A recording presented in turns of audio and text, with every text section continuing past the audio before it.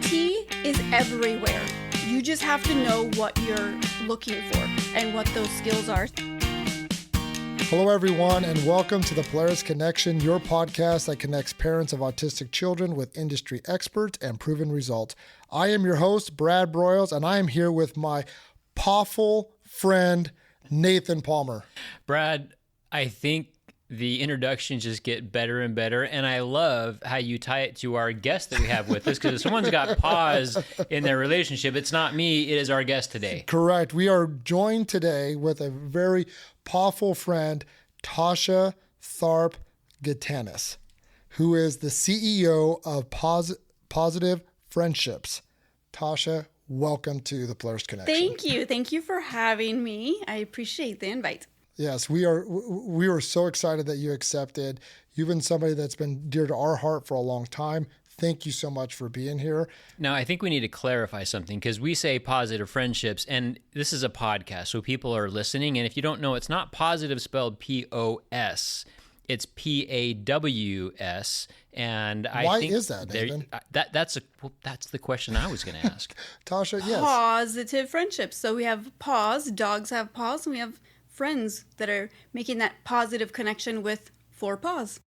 Wonderful. So it sounds like we're going to be talking a lot about our pawsitive friends. Yes, we will. Wonderful. Now, do you have to be a dog person to appreciate what your organization does? Absolutely not. Great. If you love dogs, you love kids on the spectrum, kids with special needs, it's going to be a great show for you to listen to. Wonderful. Well, and before we dive into your organization, we understand that there's a big event coming up this Saturday. Yes, it is. It's our 10th annual Revved Up for Autism, and it's a car show and a resource fair. So do you have to only love cars? Absolutely not. Do you only have to like classic cars? Not. We have 42 different car classes that you can enter. We're expecting 250 cars, trucks, motorcycles to be in attendance. We have a resource fair, which is great for the families to come out and find different resources they may have not known about. We will have Santa, NASCAR, Lightning McQueen, Sally, Mater. So hang on, I appreciate you're giving us a lot of data, but I just need everybody to know this is not just one of those Saturday car shows. Mm-hmm. And I would know because my son's on the spectrum, and you know how they all have their superpower? Yep. My son's superpower is cars. So when we heard about your event, I was like, oh my gosh, this is like Nirvana for my boy. No joke. He was like in heaven the entire event. So you built this. You didn't know, but you built this for us.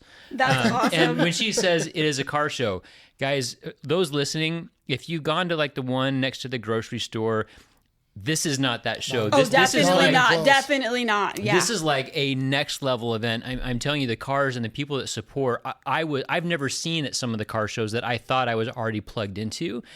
We look forward to this event literally all year long. If you've got an opening on the 6th, that's the Saturday, right? Right, this Saturday. If you've got an opening, I promise you there's no better time you could spend on a Saturday than coming. It's fantastic. And it's free. It's free for the families to come out and join us and check everything out. Well, I love all the vintage cars that you have. You can take lots of pictures. Everybody's super friendly. They talk about their cars. They talk about kind of what they've done before and what they do in the future. So what time is it and where is it at, Tosha? Help our audience know where it's at. It starts at 10 a.m. It ends at 3 p.m. And it's at ALA Applied Technologies on Pecos and Sossaman. Wonderful. It's a little bit different than last year. It was at Mesquite High School. Yep. Right? Yep. And now you changed it. And tell us why you changed the location. There's some good news there. Yes, there's more parking. There's more accessibility. Thank yes, thank goodness. And it has more room for growth for our car show. But important, I was always struggling because the spectators never had enough parking. Mm-hmm. They would have to walk a farther distance. And my kid is also on the spectrum. And I remember when he was little, having to drag him somewhere, it was a task. And so I can imagine if parents take their kids, building up that anticipation, and there's no parking, the frustration they must have. So now we have a ton of spectator parking for the families, and I'm really excited. So I'm hoping we'll reach more families, more community members, and just have a larger event. Yep. Please come to Revved Up for Autism this Saturday, December 6th from 10 to 3 p.m. 3 p.m. at the ALA Applied Tech Center in in Mesa. In Mesa. Weather's going to be beautiful. It's going to be awesome. If you have a son or a kid that's afraid of dogs, like I do, they're not running around everywhere. And I promise you, it's an event to remember. Yes, it is. So and all kids can go around and collect the little baseball trading cards. Yes, I know, and I know we're getting a little bit ahead of ourselves, but yes, when we first talked, I was like, I love your cards. Can you tell us a little bit about the history of those baseball cards? So actually, the baseball cards are kind of an industry standard for therapy animals. So if you go to the hospital, you have them, but each group does them differently. So like what information they put on there. And so ours, I always thought about things like for my son, he's obsessed with numbers. He loves numbers and birthdays and how old is this person? How old is that? So I wanted to make sure on the back of each card that we had the animal's birthday. And it is important because when we go into facilities, the kids, as soon as we give them the cards, the first thing they do is they flip it over and they look at the birthday and they want to see, oh, is this animal's birthday? How close is it to mine? What year are they born? What year am I born? So it's fun facts that we put on there, a little bit of background information about the dog or the pig or the horse or, goat, whatever animal we have out there. Wow, that's awesome. Like the first time that we went to Revved Up for Autism, my children go over to your booth for the Pawsitive Friendships, and all they did was collect cards the whole time. And then my son he went home and he organized the cards based upon like names and then birthdays. And then we still have the ones that we got 4 years ago. So. Oh my goodness. Well, they'll have to compare to this year. So what we started doing is because a lot of because they are volunteers, they're in, they stay within their geographical area. And so a lot of them go to the same school. And so we used to always keep the picture the same. So now what I started doing is I'm like, no, you know what? We got to mix it up for the kiddos. So every school year we swap out the photos. Okay. So when the kids see the animal the next school year and school starts again, they'll have a new picture. So even if your kids got the photos from last year, the trading cards from last year, same animal, they're probably going to look a little different because they'll have a different picture. Now, I also heard that you're still looking for some volunteers. We are looking for volunteers for our program, so for the organization.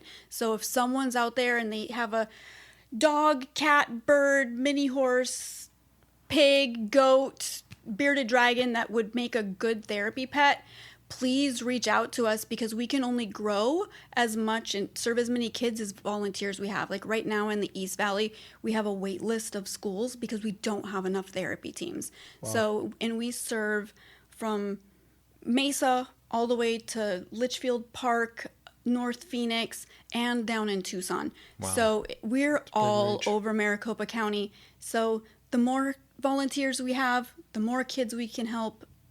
Wonderful. Perfect. And we'll put your contact and organization info in the show notes so people can link and follow that way as well. Well, and we kind of really got ahead of ourselves, but that's totally fine. First of all, we always like to try, to introduce our guests with a little bit of a bio. So I just wanted to share some features with you, Tosha, to our audience. So, CEO of Pawsitive Friendships. Your passion has begun with your own son who was diagnosed with autism 13 years ago. Correct? How many children do you have? I have 2. Okay. Is this your oldest? He's my youngest. So I have a 22-year-old daughter. And that's kind of where I really started noticing things with my son is that, my daughter was a typical kiddo. She was in preschool, kindergarten, and everything just plugged along. And then here comes my son, and he's just bouncing off the wall, a little Energizer bunny. And I just kept saying, as he's developing, oh, he's a boy, it's different. Boys are different than girls. Every kid is different. It's no big deal. We'd go to the pediatrician. They'd have you check boxes on a piece of paper, and they're like, yep, they're meeting the milestones. And he was very verbal, so he could really just buffalo anybody because he's just carrying on a conversation with them. But they weren't really asking the right questions. And then when he went into preschool is when everything really took a turn because I put him in the same preschool my daughter did because why change? Yeah, right. Why change anything? Put him in the same preschool, and every single day I was getting called, you need to come pick him up. you need to come pick him up. And we went from like he lasts 2 hours, and then it was 1 hour, and then when he finally got kicked out, he was there for maybe like 30 minutes, and that time the teacher was like, come and just sit and watch. And the chairs had been tipped over, there was his shoes and socks were thrown all over the class, and I'm like, oh my gosh. And she's like, I want you to just watch how he plays compared to the other kids, how they're playing. And I'm like, it didn't really click to me, like, until I saw it, and I'm like, oh, he was 4 years old, parallel playing, but if you asked him, oh, who are you playing with? He'll be like, playing with all these kids. But he's not playing with any of the kids because he's in his own little world. And I'm like, huh. And then the teacher's like, I'm a teacher. I'm not a medical professional, but I've been around for 45 years. I really think you should go and talk to your pediatrician about autism. And I just started bawling. And I'm here with all these 3 and 4 year olds, and they're coming up to me, are you okay? And then I grab my son, and I'm like, hey, buddy. And he's just doesn't, like, he's not recognizing any of my facial expressions. He's not recognizing that I'm crying, that I'm upset. He's just pulling away, not making eye contact. And I'm like, oh my goodness.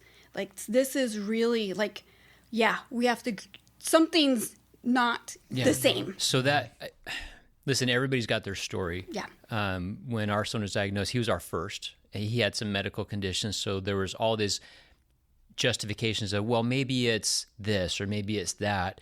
And then, it, like you said, it hits you. And one of the goals we have with this podcast, and the reason we're pushing for so much just connection and awareness, is to hopefully diffuse some of that fear. Yeah. Right? Because it's real, and it's you know, anything that's not typical with a kid is going to seem scary. But hopefully by kind of shining more of a light and giving parents a resource and a place to go, hey, it's okay, and you're not the only one, and there's possibility here. You know, there's always and then there's the rest of the story, right? Absolutely. But yeah, I've been there, and man, it just starts something that it's a path you never thought you'd find yourself on, but where it leads is awesome. I've never had even met anyone with autism, and I'm just like, what? But the pediatrician, like, his official diagnosis 13 years ago was Asperger's. Mm-hmm. And so that's no longer a thing. And then it got switched to high functioning autism, and then it got switched to just autism. But it was, you know, just to get a formal diagnosis back then, we were on a wait list for 9 months. Just to get a diagnosis? To get an official diagnosis was 9 months. So can you imagine, like, that's crazy. That is. Mine took almost 2 years. Crazy. Wow. And now it's great because they can get diagnosed and have services within weeks. Yeah. It's amazing how far everything has come, and it's great. That is great. And I know I've heard parents in the past say, I don't want to label my kid. I don't want the diagnosis. No. Who cares what the piece of paper says? Because without that diagnosis, you can't get services. Correct. Yep. And that's the key. I don't care what you put on my son's medical records. If that means that he can now get OT speech, ABA, this, put whatever you want. I don't care. I just want my son to get help. And, you know, I've learned it can all seem kind of overwhelming at first because there's so much available. But part of that is a symptom of the spectrum is so broad. Absolutely. You know, like you, it's funny because we had a similar experience. Like when we went to get my son finally diagnosed, we walk in, and within a few minutes, like the professional says, "Oh, yeah, I can clearly see your son's on the spectrum." And we're like, "Well, where's the test?" And, you know, we went through all the formal processes, but within minutes, he's like, "Once you know, you know." Yeah. And we're like, we're at home all day with this kid, and we didn't know, and we didn't see it.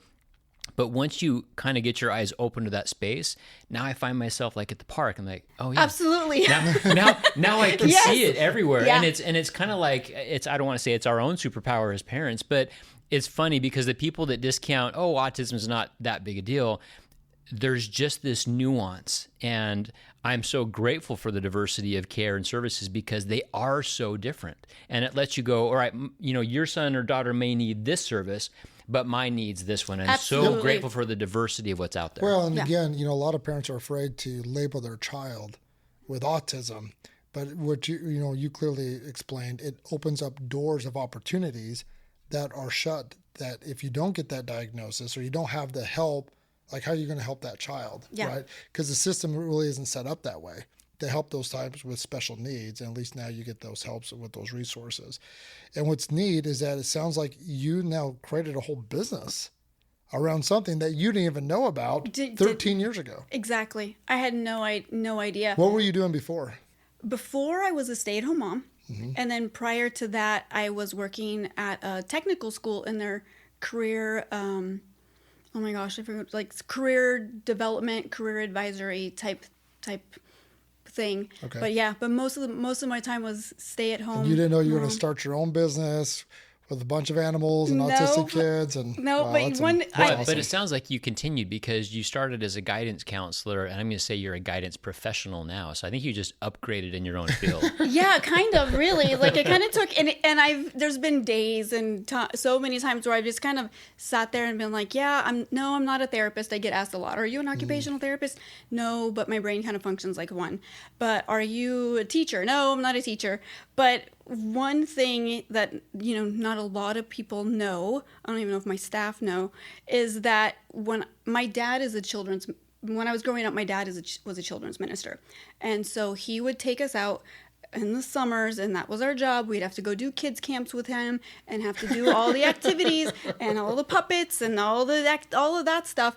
And that's what we had to do. We didn't have a choice. Summer, you're not in school, you go with dad. And so that kind of helped. I don't want to go to kids camp. Yeah. And so that's what we would do. And it kind of now is kind of, all of that has helped me to kind of have that outside the box thinking. Like when you're running this kind of, how are you going to keep those kids entertained? You better start pulling some things out and like make sure everybody's entertained and safe and do this activity and do that activity. And it's kind of brought everything all together and we have positive friendships. Okay, now hang on. I think there's a piece of that story we missed because, all right, you had this background. Yes, you had some exposure to some youth camps. Yes, you're a mom with a kid on the spectrum. And, I know, animals. Yes. Right? So connect the dots. How did it go? Of all the things out there, right? Yep. Why animals? Why this direction? And I think there's a story behind a French bulldog, too. A French bulldog, yes. Yep. Had French bulldogs before French bulldogs were cool. So, again, 13 years ago, I had French bulldog. Her name was Zoe. She was my little shadow. And so when my son was diagnosed while we were waiting, he was actually able to get into occupational therapy. And so that's where the whole thing kind of started, was with occupational therapy. And so I took him to go get his not consultation, but his intake paperwork and all that stuff. And I told the therapist, all I need him to do is sit down for kindergarten, hold the pencil, be ready to start kindergarten. And she's like, Mom, go in the lobby. So I go in the lobby, wait. And calls me back in and she starts rattling off all of this stuff. Here's my 4-year-old, right? Upper body strength of an 18-month-old, grasping strength of a 9-month-old, can't cross midline, can't stack blocks more than 2 high. It starts, the gaze, he can't follow the pen. He can't touch shaving cream without dry heaving, and it just goes on and on and on. And I'm like, okay, how do we fix this? I just want to fix it. And she's like, let's get him into OT, 2 to 3 times a week. And then I determined on my own that the days he was not in the clinic doing OT, I turned his playroom into an OT gym. So I would go back in there, ask the therapist, why are you doing that? What is it working on? What is that working on? What is that working on? A million questions as to, I love the way what are you doing? Thinks. Why? Awesome. Why are you working on that? And then I thought there was just 5 senses, but no, let's add in proprioceptive, vestibular. Like there's so many different things that we're working on that I'm like, oh, I didn't know that. And then I go home and Google and then learn and then go ask her more questions. So you're shining a light on the superpower we don't always talk about on the show. We usually talk about these kids and their superpower. I will tell you, Tosha, listening to you talk, you're like my wife, and I'm sure a million other autism moms out there. You guys have an amazing superpower, and that is you become these unlicensed but amazingly trained and adept professionals at being able to just have intuition and insight in how to guide these kids' lives. I mean, it's amazing. Yeah, thank you. I just wanted him to be the best person he could be. And like, how can I help him be prepared? And to me, I just want to fix it. You give me a problem, I want to fix it. And after we turned his playroom into a gym, we got the swing, we got, all of that stuff. Getting compliance, completely different. So at home, you have all your preferred activities, iPad, TV, computer, toys, anything but mom making me do these exercises. And I said he had to do his wheelbarrow walks because low upper body strength. Had my dog Zoe, who was my little shadow, and she's my little cream Frenchie. And I put her on the other side of the room and I said, Zoe, sit, stay. Caleb, let's go. I'm going to grab your legs. We're going to do your wheelbarrow walk. I'm going to put this dog treat on your back. And when you get to Zoe, you can give it to her. And all of a sudden he says, okay, I'll do it. He's not pulling my hair. He's not spitting at me. He's not running away. So we do it. I grab his legs and he wobbles a little bit. The dog biscuit falls off and he says, put it back on, put it back on. I'm like, okay. Put the dog biscuit back on. He wobbles over to her, gives her the treat and jumps up and says, I want to do it again. And I'm like, holy cow, we have something here. So from that point, literally everything that kid did involved the dog. There was, whether he was cooking, air quote, quick cooking for her and using his little tweezers to like pick up one piece of kibble and put it on her plate, and anything that was working on those skills to get him to comply, to practice his OT. And then That's interesting. So I'm sorry, Brad, I keep jumping in because because it's fascinating. I'm writing notes and it's like you became an OT without like on the job training. Yeah. Like I'm back here like super impressed. Well, and I don't know if you're meaning to, Tasha, but maybe it's me just finally becoming more aware.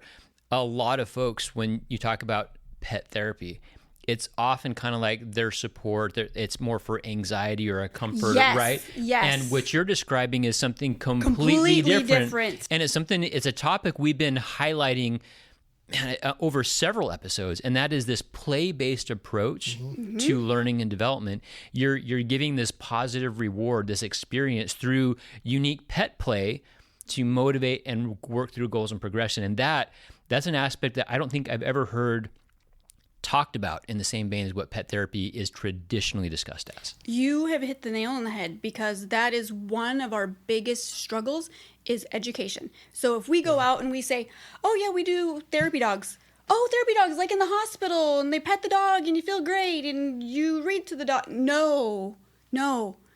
They're little miniature occupational therapists that are there, that's being used in that all of the activities. It's like goat yoga on steroids. I don't know if you ever heard of that, but yeah. I mean, it's You're goat yoga on steroids. Yeah. Well, you're empowering the therapy with the animal, right? Yep. And and it almost sounds like, Tasha, you're using traditional therapy metrics, a lot of it OT based, right? But Yes. you're infusing animals into it to increase the efficacy. Yep.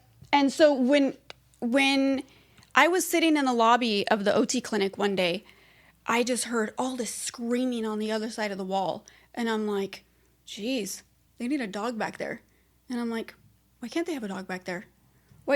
What's stopping to have it? If it's working at home and I have full compliance at home, why can't they have a dog back there doing the same thing I'm doing at home? So I started Googling it, and there's nothing out there. It's exactly what you said. They're in the hospital, they're in nursing homes, they're in assisted living, but they're not doing what we're doing or what I was doing at home.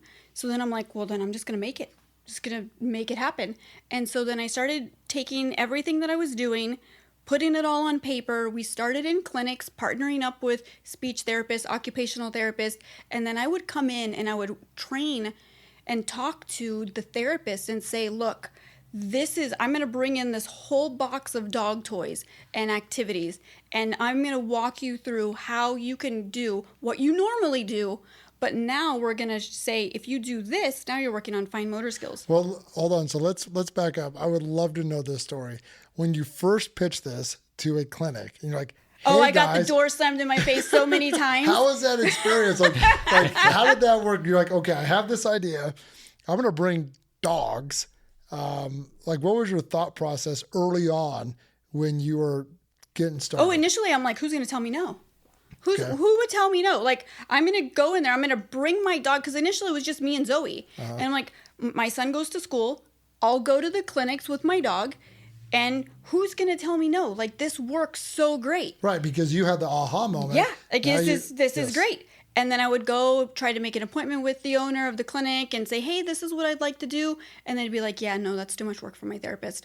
No, allergy issues, can't do it. No, I mean, like, every excuse in the book. Finally, I had one clinic owner say... How many phone calls did you get to that one that said... Oh, gosh. You're talking 11 years ago.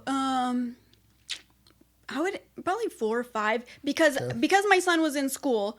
I was staying within driving distance. Gotcha. Where can I go while he's in school, do my thing, and then have time to come back and pick him up from school and do all of that.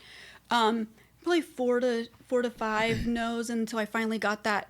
Marty Bayo, it used to be Bayo Enterprises. Finally, she was the one that was like, Tosha, this is genius. I absolutely want to do it. Let's do it. What was the aha for her? Like, why did she know that this was going to work? Or at least thought it was I don't. work? She said she loved outside of the box type of thinking. Really just kind of like, this is different. Which is all autism is. It's all about outside the box thinking. Yeah. It's all about a new way of thinking and a new approach. But with companies that really want to do things in the box. I know. Yeah. Right. Hang on. I'm going to switch gears for a second because I think we moved really quickly past a part that I want to hear more about because I am an autism dad, and that's great that there's clinics and that's great that there's schools incorporating you. But Tosha, I want to know about the games you played with your kid in your home with your pet, right? Because I have to believe there's a whole bunch of parents listening right now that have a pet at home and they have a kid at home and they would like to know more about how can that pet be the motivator to do some of these things to build functional skills. Okay, so think about this. So if you have a kid and they like to you have a dog that likes to play fetch, so you throw the ball, now you're working on your gross motor skills and coordination, right? Yep. So now if they're right-handed, now encourage them to use it with their left hand. And so now you're using your non-dominant hand. So now you're practicing the skills with that it may not be as strong with. And then encourage them if they're always throwing it overhand. That's a simple shift, but where you're just focusing on let's play fetch, now you're making an intentional change. Hey, let's play left fetch. Or instead of doing overhand, why don't you throw underhand? Or you can get different sizes and shapes of balls that those are different for the dog, but they're still dog. And we work with Foundation for Blind Children, so we look for things that are very tactile. Sure. Or even in the autism world, very sensory impact. So all those different things that you're playing with the dog. My son, the dog that's our logo. So the logo is actually my son and my other Frenchie, Jacques. He was all about play. Zoe was all about let's eat. Jacques is all about play. Okay. I like Zoe already. Yeah, right? She was easy. So for him, he was a puppy and he loved to play. So lots of playing ball, loved to play tug of war. So if you think about tug of war, now they're playing tug of war and you're tugging and playing, but you're working upper body strength. You're working core strength. So I would put Caleb on a balance board and give him the rope and be like, you're going to stand on the balance board and you're going to play tug of war with Jacques. Okay, let's do it.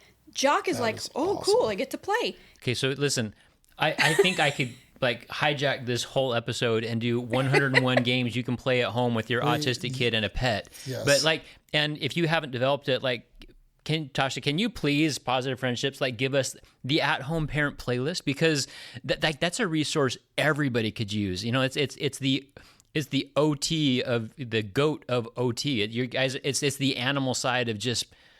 I don't know. I can play with that all day long. Think about this. Okay, so even if you take a water bottle, something as simple as a water bottle, and you have them fill the dog's water, unscrewing the cap, you're working on that fine motor and coordination.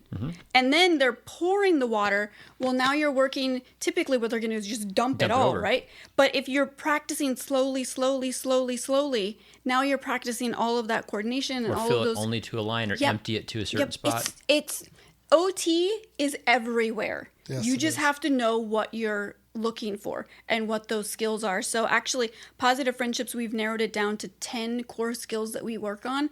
And we do have a curriculum. We have a copyrighted curriculum that it's probably 200 plus lessons where I'm like, oh, what about this? ooh, what about that? Sure. Or I walk through Walmart and I see a game and I'm like, ooh, if you take that away, add this and do that. Now you have this whole thing you could play with the dogs. So it's just different things that once you see it, you can't unsee it. Sure. And now everything becomes just like autism. You found this little niche approach and it's unique. Yeah. Well, and so I took everything and we had some OTD students and I'm like, hey, I'm not a therapist. I don't know your lingo. So what I want you to do is take this entire curriculum. These are the skills I want to focus on, and you give it the exact names. And if it doesn't focus on a lot of these activities, you tell me how we can adapt it to incorporate more of these core skills. So while I'm not an OT, we don't employ OTs. Our activities and our lessons are heavy OT based. Well, we said before that OTs are the hippies of therapy. Now you're the hippie with the buddy. Well, I have to say we're just going to have to say naturalist because now we're bringing in animals. Oh, right? Yes, naturalist with the buddy. No, but you know, friend. I think, Tosha, I think it's why we found the success we did even in Polaris, because Brad and I are not educators, we're not therapists either. And I think it takes somebody who's out of the box to see ways to operate in a space that's not in it. Yeah. Right. And so that's hats off to you. And listen, just encouragement for all the parents out there that are wondering, how else can I make this better? I wish there was XYZ. Like, follow that, chase it. There is room in their space here, and we're all looking for different ways. I think if the spectrum were narrower, I think if it was more defined, we could make this a lot more scientific. And everybody's chasing that, right? What's the magic pill? What's the magic cause? And I don't want to get political with that, but it's would just relieve so much stress and anxiety if we could just say, hey, it's X and now do Y.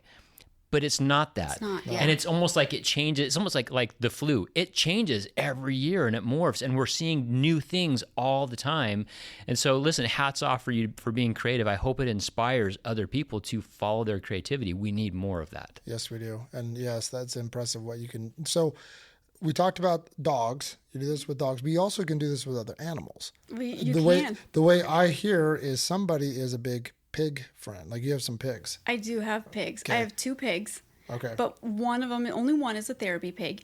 And I got Penelope. She's 10 years old now, so I got her 10 years ago. And I kept getting asked for hypoallergenic animals in the clinics and in the schools. And I'm like, I am not getting a doodle. Sorry, all those doodle owners out there. I'm like, that's not for me. I'm a Frenchy person. And I'm like, what about a pig? They're hypoallergenic. They're really smart. So why not a pig?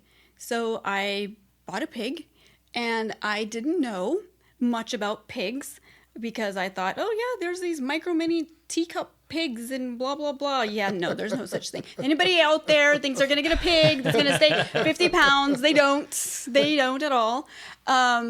Expect a 150 to 200 pound pig. They are called pigs for a reason, yes, Tasha. I'm sorry. They are. And I was one of those naive people until I educated Not pig myself. Me, pigs. Yep, they are pigs. They are pigs. And, well, here's what I tell kids, because they're like, are they little mini ones?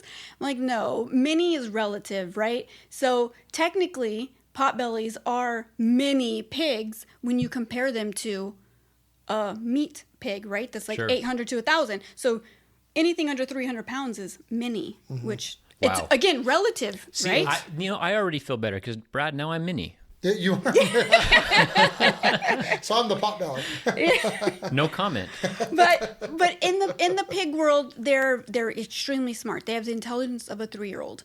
But I got Penelope when she was 4 weeks old, too young to have her. So I was her mom, and everything was like this ear-piercing screech. Like, you set her down, she couldn't find me, it's screeching.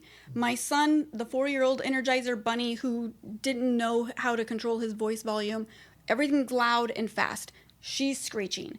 He's wanting to engage with her. She's saying, no way, you're too loud, you're too quick, you're impulsive. So he had to learn how to control his voice, control his body language, body movements, everything if he wanted to engage with her. So it kind of worked where he wanted to work with her, he had to have a calm body. It desensitized her to then go do her job because she was dealing with him. And then he learned what he needed to do, how I could get him to be, let's use a quiet voice. Let's use a calm body. And it's the same thing now. Positive Friendships can use 13 different species in the program. One of those is a snake, bearded dragon, all those little fragile animals. The kids want to engage with those, but they're delicate animals. So they have to do the same thing. Calm body, self-regulation. I don't want kicking legs. I don't want poking fingers.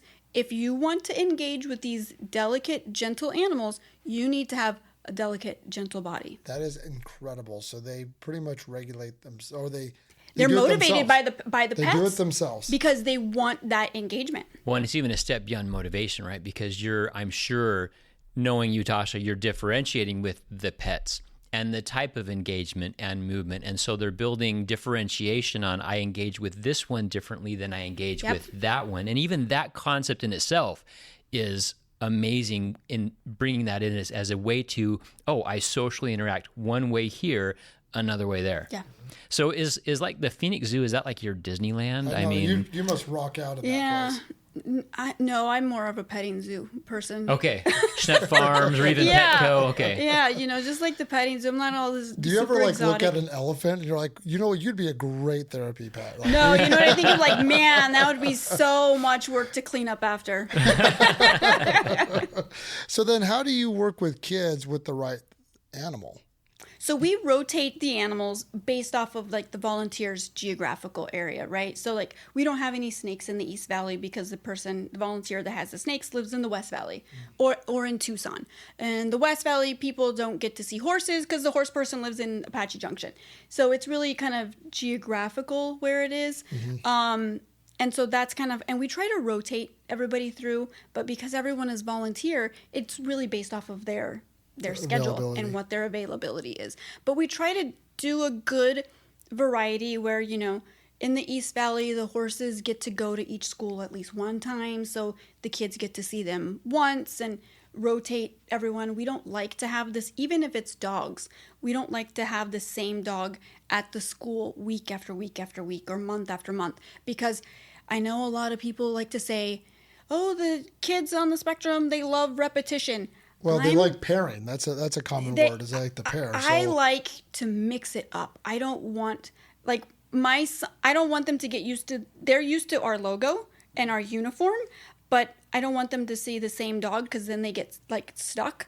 Because I want them to see a different dog and different reactions and different responses. Well, and if I can just give you another plug, that is the unique thing about what you're doing. Because if it was the same dog, it transfers from I'm using that to do skill development to now they're just my comfort animal because I've learned it and I'm there and I just like my friend.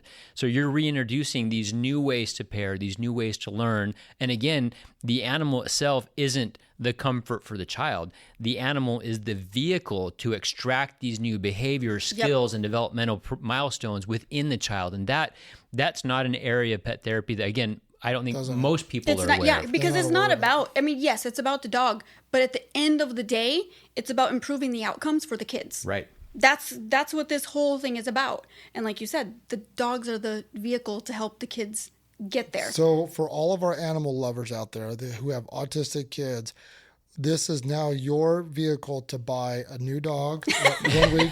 I'm not taking responsibility for that. You can, Brad. You can. I'm going to go tell my wife, hey, every week, I'm sorry, we got to get a new animal. Sorry about that. A tiger next year. No.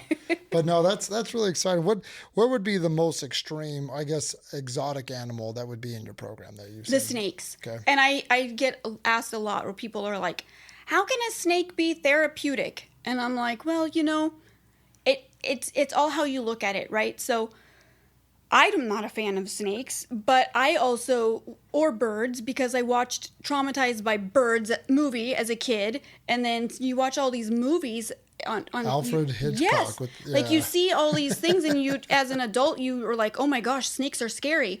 But for kids that have not seen that, they don't know that that's scary. Every time when you think about it, I think about Jake the Snake. Remember that wrestler? And he would pin you down, take out the big snake and put it on top of you.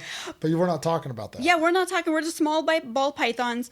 But if you think about, most kids are going to be afraid of a dog before they're afraid of a snake, because they've most likely had a negative experience at grandma's house or their uncle's house where the dog barked at them, the dog jumped at them, the dog did this. But a snake, they don't have any negative experience with the snake. So they're more open to interacting with the snake than the teachers are. The teachers are going to be like, oh, it's a snake, get it away from me. Oh, look at the cute dog. It's kind of opposite for some of the kids. But then we also teach them and educate them proper handling. We don't let them hold the snake, but we teach them, you don't use more than 3 fingers because that's grabbing. You don't use 1 finger, that's poking. So you pet, you hold 2 fingers up, you pet with 2 fingers, just to teach them that type of thing. But it's also very sensory. So they think they're going to touch it and it's going to be wet and slimy, but it's not. It's like kind of smooth and dry and warm. Yeah. Is there an animal that you're like, hey, this would be a really good animal to use, but then when you actually did it, it was like, oh, that was a bad idea? No. There was one that was kind of opposite where I was like, yeah, that's not going to work. And then when I saw it, I was like, holy cow, I can't believe it. Which was that? Tortoises. Okay. Tortoises. Why? Because I was like, oh, they're really slow. They're just there. What are they going to do? And then whenever somebody said, no, I want you to meet my tortoise, then I met the tortoise and I'm like, wow, they're actually social. And they're wanting the interaction. They like people to because they have nerve endings on the top of their shells. Oh, so really? I didn't know that. They want that interaction. They'll go, if you kids will pull out hibiscus leaves or bring vegetables and they feed them and they want that attention. They're very social. I just thought they're just going to sit there, they're going to tuck all in and it's not going to be good. Legs. Yeah, it's not like that at all. So that was kind of an opposite one for me. Cool. Well, I'm still geeking out over the intentional approach to animal engagement, and it's not because really it's not really pet therapy. And I respect you call it positive friendships. You really are talking about autism therapy that is enhanced through pet interaction. Yeah. And I kind of want to borrow your brain and walk you through our school and just go, hey, what ideas do you have in this space? 'Cause really, it's kind of part of our mission. We went an education route going, how do I apply all of these myriad of therapeutic approaches, but in the education environment without pulling the kid out of it? Yeah. The struggle we had was it was always one or the other. And there are these supports when we pull you away from the classroom. And no, let's do them in the class, in group settings with peer engagement. And it's again, so refreshing to hear new ways to go about something that works, and that works in a way that I think a lot of parents can relate with. Well, and I was naive too. We have a few animals at our school. We have a teacher that has some chickens and I think there's a lizard that we have. And I never thought of it as a way to help guide behavior. I always thought it's hey, it's fun to play with. You know what I mean? And so I love your approach and how you're coming about it, and your curriculum model and the volunteers that you have. How many volunteers do you have with your program? 160. Wow. That's awesome. Okay, so you are a zoo. That's amazing. Yeah, dog, right? They're all of dogs. So then if somebody would want to get involved, there's 2 parts. So we have volunteer side, but if a child wants to be involved, because they don't have to be autistic, they can be any kind of we special work with needs. Foundation for Blind Children. We've worked with kids with Down syndrome, cerebral palsy, everything. Autism is just kind of my world. Right. So that's what I know. And so when we first started working with Foundation for Blind, that was a big learning curve for me because I knew autism. I didn't know, the visual world. So but we work with everything under that special needs, special education umbrella. So what's the process of a new family coming in that would like to be involved? So it's a little different because we're not a business to consumer, we're a business to business. Right. Okay. So the only way that families can receive our services are through our partnered facilities. Okay. So we have early childhood programs, so that's preschool, schools, and then adult day programs for the DTAs. Okay, well, listen, I'm just going to put a soft ask out there for me and the many parents that are listening. If ever you do want to release it doesn't have to be 101, but the top 5 games or the 10 that you can play at home with your kid and your dog or your pet, Again, I applaud you for what you're doing. That little niche, I think, empowering parents, right? Giving just your stories you've shared have been insightful. And maybe instead of the list, can you just at least give me one more game you played at home with your son and your dog? Oh, how about one with my pig? Done. Oh, yes. We'll take the pig. Let's do the Okay, pig. so the one I Other love. than rolling around in the mud. No, my pig does not do mud. Oh my gosh. So in the rain, when it rains at my house, we have to pull out the umbrellas just to get the pigs to go out and go potty because they do. Man, this is like a Yeah. bougie pit. Oh, they're horrible. They're horrible. We hate the rain. But Kerplunk is one of my favorite games to play with Penelope. So you take out the marbles because you don't want anybody swallowing them, right? Mm-hmm. And then you can, depending on the kid and the ability level, you can have them put all the little sticks in, or we do it ahead of time. And then instead of putting the marbles in, when I bring Penelope, I fill it with blueberries. And so then whenever they pull out the sticks, instead of that, oh, I lost, they want the blueberries to fall because now it's a positive, because if the blueberry falls, now you get to feed Penelope the blueberries. Okay, so it's a reverse. You're building executive function and problem solving, almost engineering. How do I get it down with the right moves? Yes. That's amazing. And then it's it's not a negative, oh, I lost or I lost my turn. It's yes, I get to feed the pig. So you take the negative out of it. Yeah, you're really so. There's Tasha, ABA. I was going to say you're blend. So you're blending the two. It's OT with some ABA principles. Yep. It's what I wish we'd see more of, and get people out of their individual boxes and put them into a larger space, and magic happens. Yeah, Love absolutely. It. Well, awesome. Tasha, thank you so much for being here today. Thank you for inviting me. We love what you bring. We love Pawsitive Friendship. Please, all of your information will be on the podcast. Please come to Red Dot for Autism this Saturday at ALA Tech, Applied Tech, and we'd sure love to see you. Can't wait to see you there and all the wonderful animals. In case they listen to this later, we're talking Saturday, December 6, 2025. Yes. I don't know how often they're going to see this, but if somebody listens to this a year from now, this Saturday, I don't want them showing up and there's no car show. If they miss it this year, don't worry. 2026, we'll have They'll be another back one. next year. 11th annual. Yep, absolutely. Well, awesome. Well, thank you everybody for making us part of your day. Please don't forget to subscribe so you never miss a conversation that inspires connection. We also want to thank our producer, Jesse Palmer, and our marketing director, Dallin Davis. Until next time, let's go do some good.